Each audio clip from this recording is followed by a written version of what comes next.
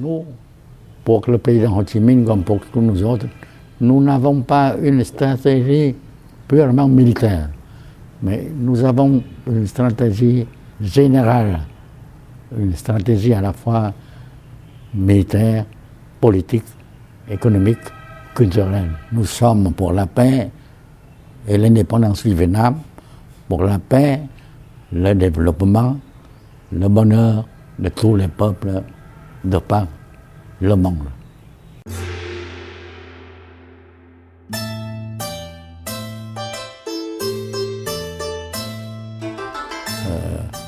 J'adhérais au Parti communiste. À ce moment, j'étais en même temps, n'est-ce pas, professeur à une école privée. Alors je ne songeais pas qu'un jour, n'est-ce pas, je deviendrais militaire. Bon, à la veille de la Deuxième Guerre mondiale, j'étais envoyé, n'est-ce pas, par ce parti en Chine, à Kunming, à rencontrer le président Ho Chi Minh. Et le président Ho Chi Minh m'a dit que vous avez fait, n'est-ce pas, le travail parmi la politique. Maintenant, il faut s'occuper un peu du côté militaire. Alors voilà, nous devons former, n'est-ce pas, la première unité, n'est-ce pas, de l'armée. Il faut former l'armée de libération. Est-ce que le camarade Vance, c'est mon nom de guerre? Naturellement, je peux le faire. Le président et nous retournions au pays pour préparer l'insurrection nationale.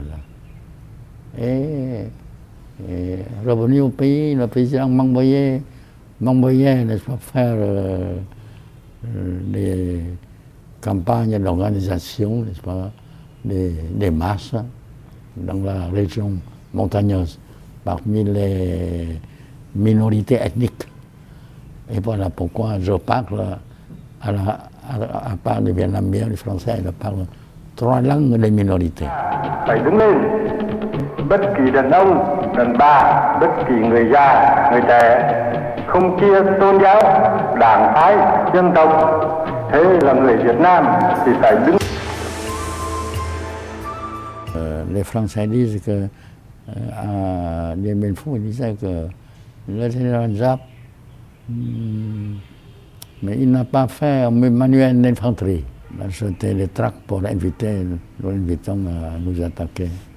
Tous les commandants français, le Premier ministre de France, comme Eisenhower, l'état-major américain, étaient venus là, n'est-ce pas, et disaient que Dien Bien Phu, n'est-ce pas, devait sortir victorieux pour eux, n'est-ce pas. Et puis finalement, n'est-ce pas, nous avions la victoire à Dien Bien Phu.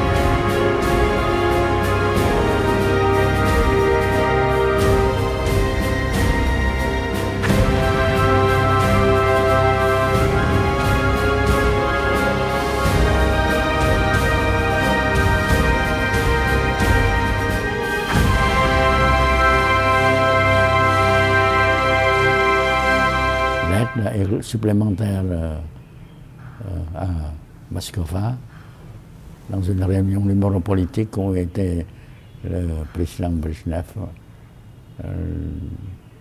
Alors on m'a demandé, vous dites que vous vaincrez les Américains. Et nous vous demandons, vous avez combien de régiments de tanks lourds et les Américains combien? Combien vous avez d'avions de réaction et les Américains combien? Je leur ai répondu, je connais la question, c'est la question des rapports des forces, la corrélation des forces, ce que vous enseignez à l'académie militaire. Et pour moi, la science militaire soviétique, c'est une académie, n'est-ce pas, qui a une grande suprématie. Mais si nous nous battons à la soviétique, nous ne pouvons pas tenir 2 heures. Nous nous battons à la vietnamienne et nous vaincrons.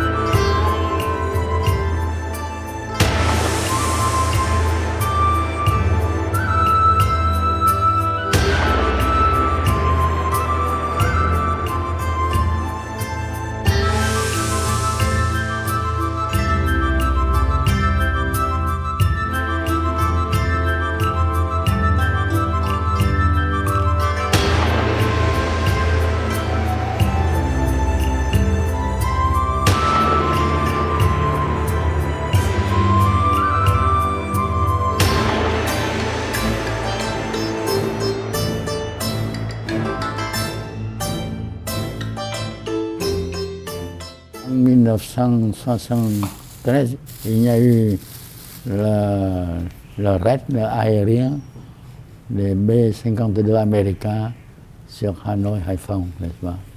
Alors Nissan était convaincu que nous ne pouvions pas résister. Nous avons abattu des avions, la décision du commandant de la 8e flotte. Premièrement, position des PCA, des batteries anti-aériennes vietnamiennes. Alors, il était la plupart juste, à part des points où c'était camouflé, n'est-ce pas?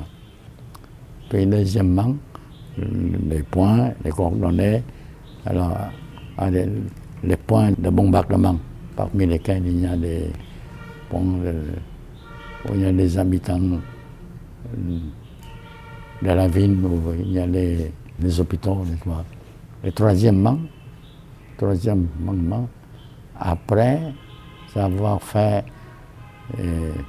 la mission, retourner au complet au commandement. Alors finalement, n'est-ce pas, nous avons abattu à peu près 17%, n'est-ce pas, de l'aviation B-52 américaine et plusieurs prisonniers. J'ai visité les prisonniers qui étaient très bien traités, n'est-ce pas? Ils ne me connaissaient pas. Je leur ai dit, vous avez reçu de votre commandant de retourner au complet au poste, pour retourner au complet, mais à Hinton, Hanoï.